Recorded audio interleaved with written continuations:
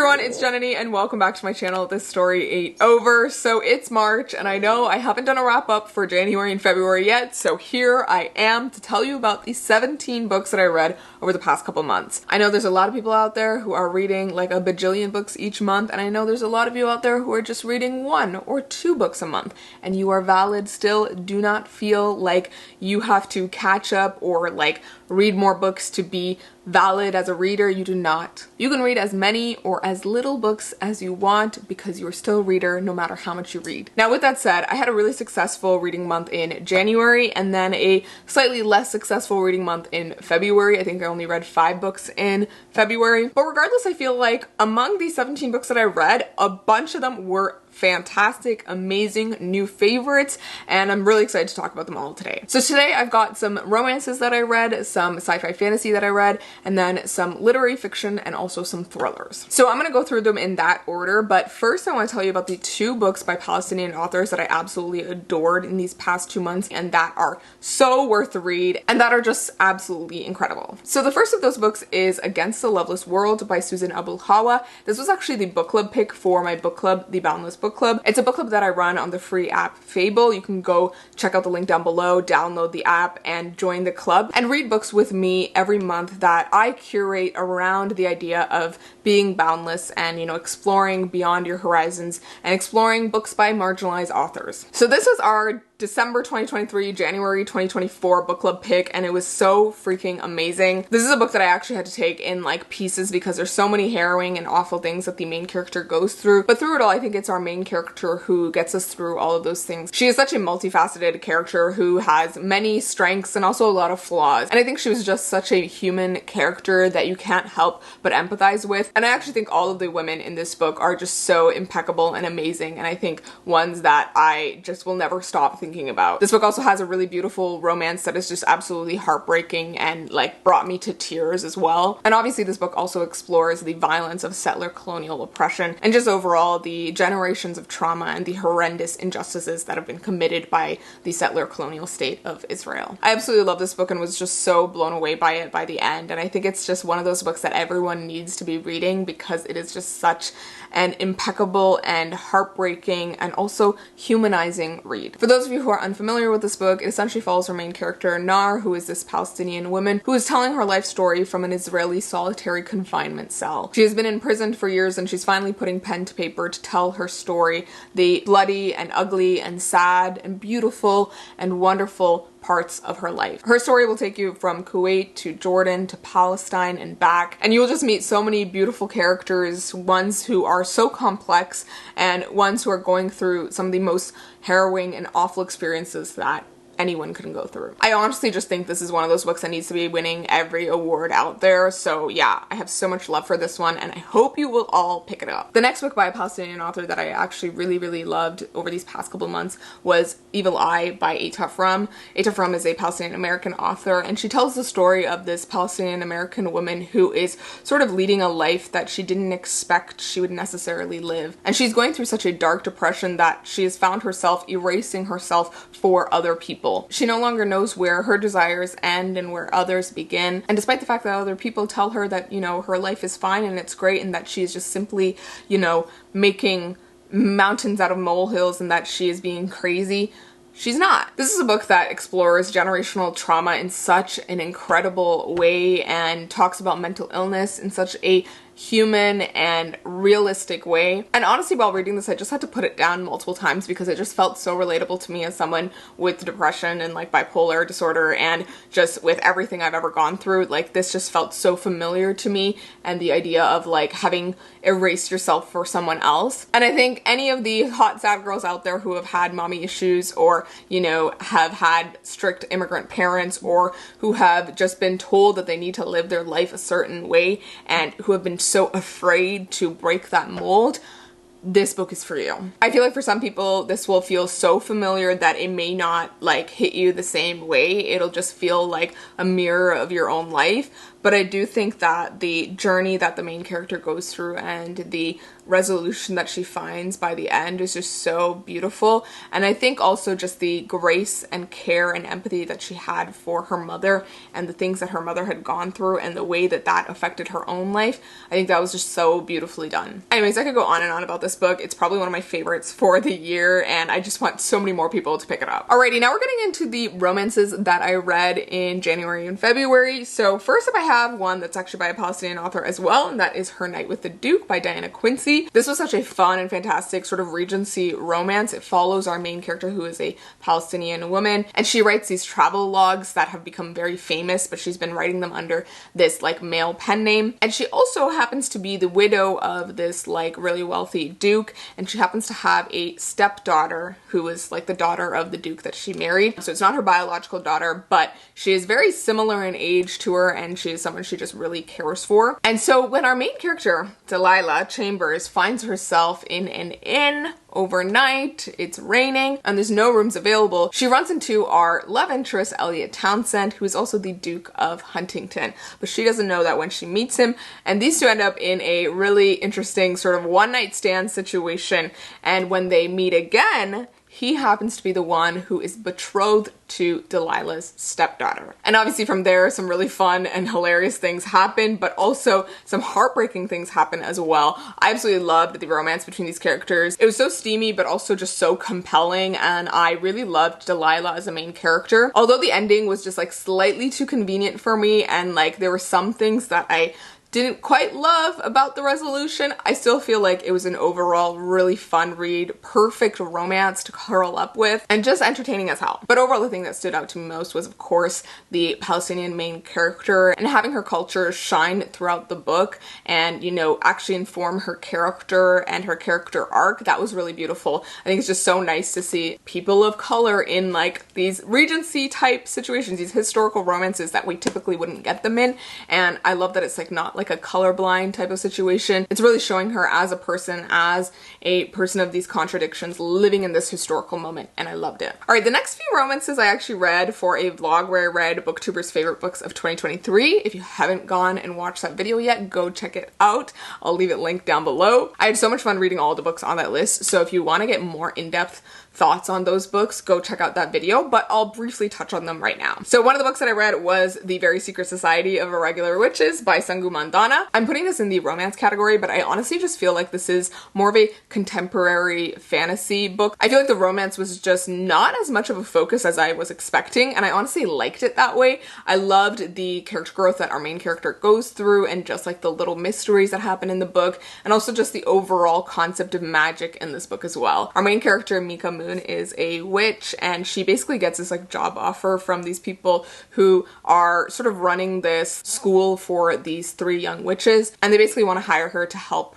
raise and teach these young witches. But of course there are some secrets and things going on, and our main character, Mika Moon, is also falling in love with the librarian at the home. And overall, it was just such a fun, cozy, and adorable read. If you go watch the vlog, I do have some more in-depth thoughts about certain aspects of the book, but I did really, really love it, and I think I gave it like a 4.55 stars because it was just so much fun. The next book that I read was one that I've heard so many people rave about for so long, and I had the book on my shelves for so long, and that is Legends and Lattes by Travis Baldree. I really enjoyed this book. It was so cute and adorable and fun, and just the perfect like high fantasy with low stakes. Essentially, we're following Viv, who is like an orc, and you know, she's so used to like going to battle and like whatever else, but she's decided to settle down and open a coffee shop. But no one in this like fantasy world really knows what a coffee shop is, so there's like the element of her educating people on the concept of coffee and coffee shops and opening the coffee shop and like making the menu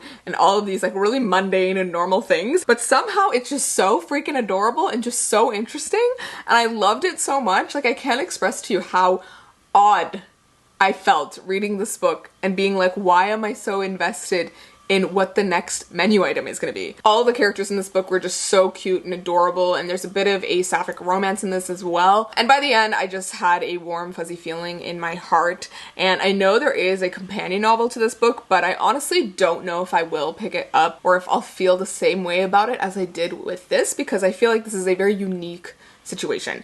But if you have read the sequel / companion Bookshops and Bone Dust, let me know what you thought of it. Alright, and then the next book that I read for that vlog also was The 7-Year Slip by Ashley Poston. I've heard so many great things about this book, and when I did pick it up, I kind of had some high expectations, but I do feel like it delivered on them for the most part. I don't think this is a 5-star read for me, but it was a really, really enjoyable read. I think it did a really great job of balancing both the cute, adorable, funny, rom-com-y feeling, and then also a deeper element of the main character's character growth, and also a discussion of grief, and it all just really came together in a really beautiful way. Essentially, our main character is Clementine West, and she works in publishing, and she's sort of thought that her life is going to go in this specific direction for a very long time, but she's recently inherited her aunt's old apartment, and her aunt has told her all of these stories about how the apartment can travel through time and take you back or forward in time, and it's always by 7 years. And our main character obviously doesn't believe any of this until it actually happens to her, and she meets this young man in the apartment, and he happens to be from 7 years in the past. And then when we are in her current timeline, when she's outside of the apartment,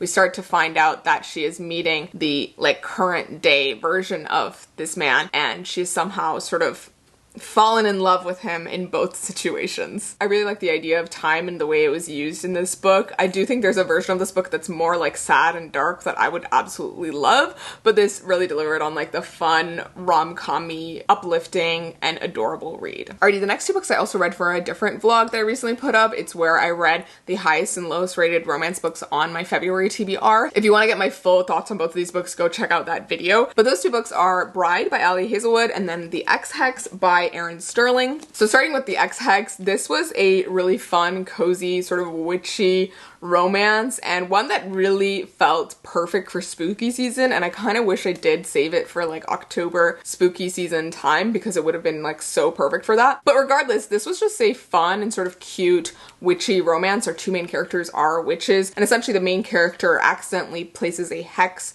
on the love interest when they had first broken up years ago as 20-year-olds, and they're meeting several years later, and the hex has sort of taken hold and is starting to cause some havoc around town, and so the 2 of them have to work together to stop the hex. I mentioned this in the vlog, but this is one of those books that's just really fun and cute and delivers on what it set out to do, but it's not necessarily the best book I've read, or one that I necessarily will think about for years to come, or one that I will even remember for years to come. I feel like it was just a very fun, sort of rom-com-y feeling book, but one that doesn't really stand out in my memory. Now, Bride, on the other hand, is for sure one that will stick in my memory for years and years to come. This is Ali Hazelwood, the author of The Love Hypothesis, Love on the Brain, Love Theoretically, which is probably my favorite of her books, and she has written all these STEM-related feminist romance books. And this is her first ever paranormal romance, and it follows the marriage of convenience between this vampire and a werewolf. This book took me for a ride, honestly. It was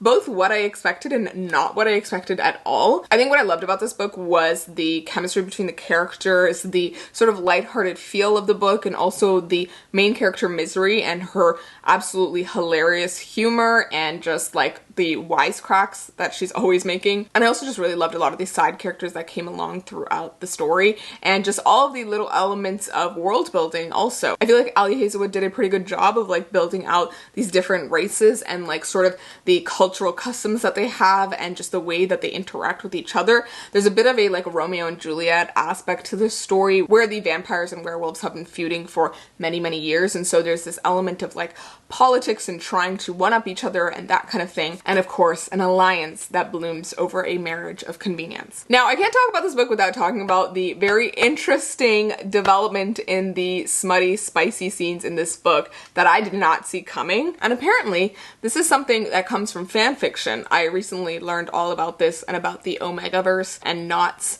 and all of that jazz, and I'm just so shook. I love that Ali Hazelwood was able to bring something from fan fiction into this traditionally published book and really bring it into our collective conscience, because this was just so wild to me. And when I first encountered it in the book, I was like, oh my god, what is going on? Do I like this? Do I not? I couldn't tell. But yeah, all that aside, I have to give huge props to Ali Hazelwood for just pushing the envelope on what we think of when it comes to romances and paranormal books and the two together and fantasy romances. I feel like there's a lot of changes coming to these genres, which I am absolutely loving. And people are being a little bit more open-minded about what they think about these genres. And we're no longer sticking to these very traditional versions of these genres anymore. Alrighty, next I'm going to talk about the sci-fi fantasies that I read over the last 2 months. And I have to start with the one that was probably my favorite of them all, and probably a new favorite for all time, and that is Kindred by Octavia E. Butler. I've been meaning to read this book for ages. It is a very old book. It came out many, many years ago, and I have heard so many amazing things about Octavia E. Butler over the years, and I've been meaning to pick up her books. I've read one of her books for like a class that I did in university, but I never ended up picking up any of her other books until now. This is probably her most famous of her books, and it essentially follows this young 26-year-old Black woman, and she is celebrating her birthday when she is suddenly taken back in time to the antebellum South. And she soon learns that she has been brought back to save the life of this white plantation owner who happens to be her ancestor. And so if she doesn't save his life, then she will no longer exist. And so she's put in this very awful situation where she has to save the life of this plantation owner, of this slave owner, of this man who, you know, causes so much harm to her and her people, and is part of this whole system and generations of trauma.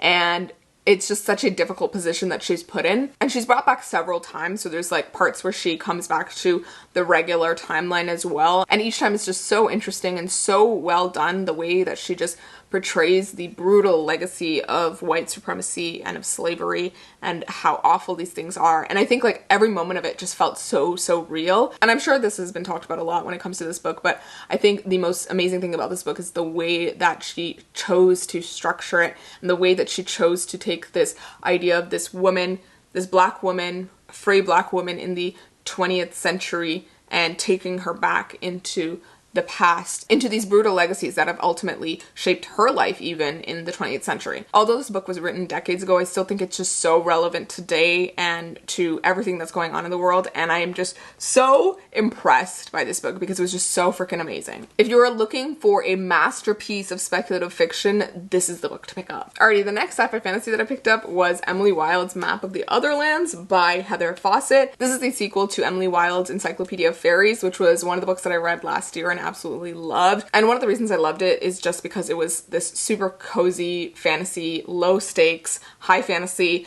with a really beautiful and adorable romance, and just a really fun main character who's like sort of this curmudgeonly professor who starts to learn and care about other people a bit more and starts to sort of come out of her shell. This is the sequel, and although I really enjoyed it, I think it just doesn't live up to like the initial charm of the first book, because the first book was just something new that I'd never seen before, and so it just held this wonderful charm to it. Whereas this book, I feel like although I was really excited to follow our characters again and to hear more about them, it had lost a little bit of its charm, and I felt like the book was a little bit longer than I wanted it to be. This isn't to say that I don't think you should pick this up. I just think if you are going into this book having loved Emily Wilde's Encyclopedia of Fairies, you should curb your expectations just a little bit so that you're not disappointed. Because I think anything that continues in a series, there's always a chance that you're not going to love the sequels as much as the first one. So I think this is one of those cases for me. Alrighty, next up I also read A Study in Drowning by Ava Reed. I've heard so many amazing things about this book, and it was part of the vlog where I read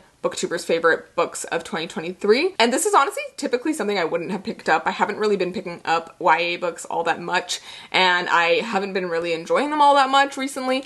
But I have to say, although this book had some things that I didn't love about it, it still delivered on a really amazing story, an interesting mystery, and touched on some really important topics that I think were really well fleshed out. This book is both like a dark academia, but also like sort of a dark fairy tale. It talks about misogyny and rape culture and grooming, and the idea that women are so rarely believed for, you know, the things that they speak up about, and the idea that they are made out to be hysterical and overly emotional, when in fact they are intelligent and smart and fully fledged people who have things to say. If you're going into this book, I would highly suggest looking up trigger warnings and content warnings. But I think one of the things that this book did really well was just confronting the topic of sexual assault, and also just the way that women are so often not believed when they speak out about sexual assault. And the book sort of takes on this very sort of patriarchal, misogynistic society that feels like our own, but is just amplified,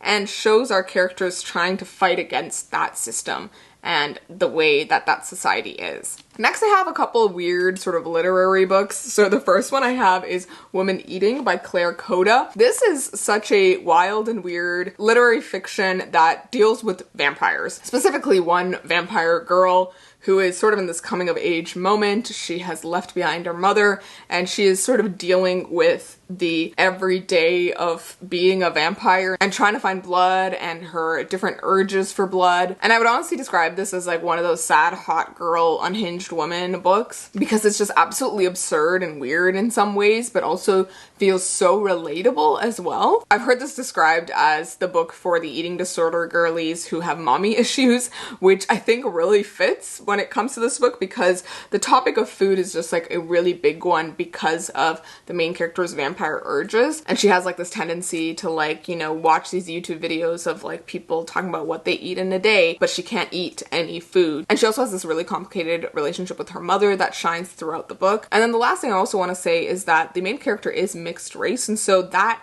element sort of plays into her journey and, you know, how she's feeling about herself as well. And I thought it just added this like interesting element to the book. This is a short, really weird sort of literary book, and if it sounds like it's up your alley, then I highly suggest giving it a try.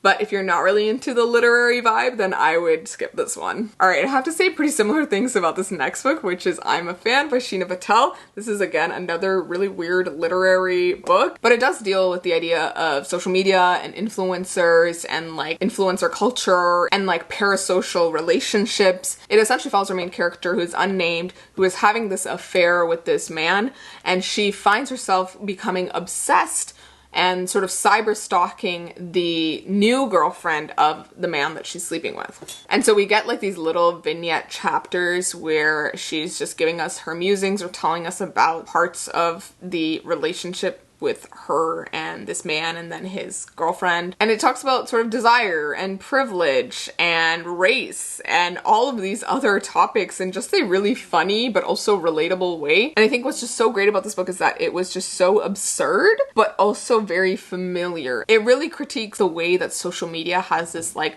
really crazy hold on us, and it really taps into this idea of obsession. Like, although the character was just so absurd and like crazy at times, I really related to some parts where she's like obsessively looking through the profile of this woman and just like thinking all these thoughts, and like we've all done that before. Like, we've all cyberstalked someone because we want to know what they're hiding behind this like beautiful veneer online, or because we have some sort of personal stake against them. Anyways, this was just like a really addicting and really short read as well. There's also just so many lines that I absolutely loved that I tabbed along the way, and every one of these sections of this book also has just like these really weird titles to them. This one says, "First of all, I didn't miss the red flags. I looked at them and thought, yeah, that's sexy." Like, absurd. Alrighty, the next book that I read was another YA and another book for this Booktubers Favorite Books of 2023 vlog. And honestly, this was just such an incredible book and one that I will think about for years and years to come. And that book is As Long as the Lemon Trees Grow by Zulfa Katu. This was such a beautiful, haunting, and heartbreaking book. Essentially, it follows our main character Salama, who is this 18-year-old girl living in Syria, and she's a pharmacy student, and she's sort of thrown into the thick of things to sort of perform as a doctor for all of the hurt and wounded people around her. As the revolution sort of rages on around her, she is haunted by this mysterious figure called Kauf, who seems to be like an embodiment of her fear and her PTSD. Salama is sort of faced with this impossible decision of whether she should stay in Syria or whether she should flee and take her family with her and make a home somewhere else. But that is when Salama meets the love interest in the book, and there's an element of such a beautiful, blooming, hopeful romance in the midst of all of the horrible things that are going on around her her, and the idea of just like holding on to hope in the middle of all of this tragedy. I felt so much for Salama as a character. She has been put through the ringer. She has experienced so much trauma and PTSD, death and destruction, and she has had to bear it all because she has no other choice, and she's such a resilient character that you can't help but feel for. It was such a beautiful and breathtaking read, and also happens to have one of the best plot twists I've ever seen. It was so well done and just took me by surprise, but overall it's an incredible and beautiful book that I think everyone should pick up. Alright, last I have the 3 thrillers that I read over the past couple months. So first I have The Writing Retreat by Julia Bartz. This is a book that I know a lot of people have mixed feelings about, and I honestly just really didn't like this one. I think I originally rated it like a 2.5 stars, but I rounded it up to a 3 because I kind of felt bad. But honestly, like most of this book, I just really didn't like where things were going. Although it had an interesting setup and premise and some intriguing characters to start with, I feel like the book just unraveled in ways that were just so predictable, and I was just so not surprised or impressed by anything that was happening by the end. Essentially, this book follows our main character Alex, who has this like complicated relationship with one of her friends named Ren. So there's that element, and then both of them were obsessed with this like famous author who's been known to write these really weird and strange books, and she hosts this like incredible opportunity for these young female writers to come stay with her in her like magnificent home and write a novel over the course of a month, I think, and just have her mentorship along the way. And so our main character is obviously taken on this writing retreat, but once she gets there, things sort of spiral out of control as there's some competition, there's some crazy things going on, and the author is not exactly what she seemed to be at first. Although this seems quite interesting, I just have to say I feel like the execution just wasn't it for me, but I can see how other people might enjoy this one. So if you're kind of on the fence, I would say give it a try, but definitely keep your expectations low. All right, the next thriller that I read was probably one of my favorites, and that is None of This Is True by Lisa Jewell. I've never read a Lisa Jewell book, and I know she's like a famous thriller author, and I decided to pick this one up for that Booktubers favorite books of 2023 video, and I absolutely loved this. Like, it was just so good in my opinion, and it was just the exact type of thriller that I enjoy. Like, I've realized there's certain types of thrillers, and these are the types that I enjoy, where we have like intriguing and sort of unreliable main characters and narrators, and people that are just like dark and complex and strange and who are different than they initially seem to be. I listened to the audiobook for this one, and I highly recommend it because it was like a full cast production and had like really cool sound effects and just really added to the story overall. But essentially this book follows these 2 women who are birthday twins. They were born on the same day, same year, same hospital, and they sort of meet in these unlikely circumstances. One of them is a podcaster, and the other main character sort of convinces her to do a podcast about her and her life. And things sort of go from there and get really, really twisty and creepy and strange. And this is definitely one of those books where you're just like, you can't tell who is lying and who's telling the truth. I really enjoyed this one, and I think it was such a treat, so I'm excited to pick up more Lisa Jewell books in the future. If you guys have any recommendations of Lisa Jewell books that I should pick up first, let me know. Alrighty, we are on to the last book of this ridiculously long wrap-up, and this is probably one of my favorite books that I read in the past 2 months. Like, this is just such a stunning novel, and although I was initially skeptical of it when I first started it, by the end I was just so impressed because it just did something so different than anything I've read before. So that book is Bright Young Woman by Jessica Knoll.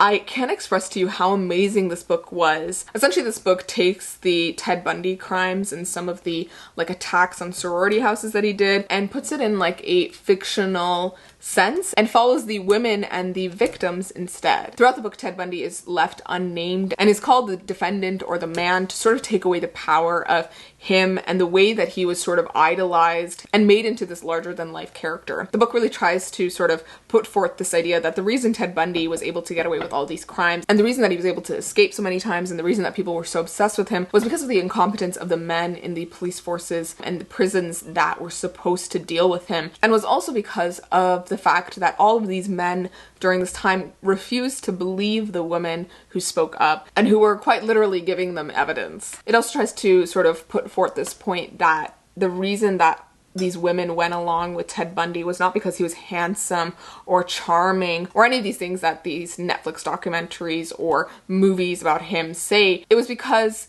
women were just doing what they've always been told they need to do. They need to say yes, they need to be kind, they need to smile, they need to go along with everything, even if they have an inkling of fear or doubt in them that this might not be right or safe. Yeah, I could just go on about how amazing this book is, but yeah, it was just so well done, and it follows two different main characters. One is Pamela, who is like the head of the sorority house, and then the other one is Ruth, who was a victim of Ted Bundy's like 5 years prior or something like that. And we're following both of them in like two different timelines. You start to see the way that their stories connect, and it's just so well done, and I cannot recommend this book enough. With all that said, those are all of the books that I read in January and February. I hope you guys enjoyed this video and that you got some new book recs to pick up. I really loved so many books on the list from these past couple months, and I'm just so happy with like my reading progress and just the caliber of books that I've been reading this year. Like, I feel like this is going to be a really good reading year based off of these first 2 months, so I'm really excited. Definitely let me know if you guys have read any of these and what you thought of them as well, and if you disagree or agree with anything I said about these books. And I would love to hear what you guys have been reading from the past couple months. What have been your favorites? Let me know down below so that I can pick them up soon. As always, I will see you guys in my next video, and if you haven't already, go check out my Instagram, TikTok, Goodreads, and Bindery community down below. You can get exclusive access to some exclusive videos, TBRs, journal entries, and monthly Zoom hangouts on my exclusive Bindery community. I'll see you guys in my next video, and please remember that this story ain't over. Bye!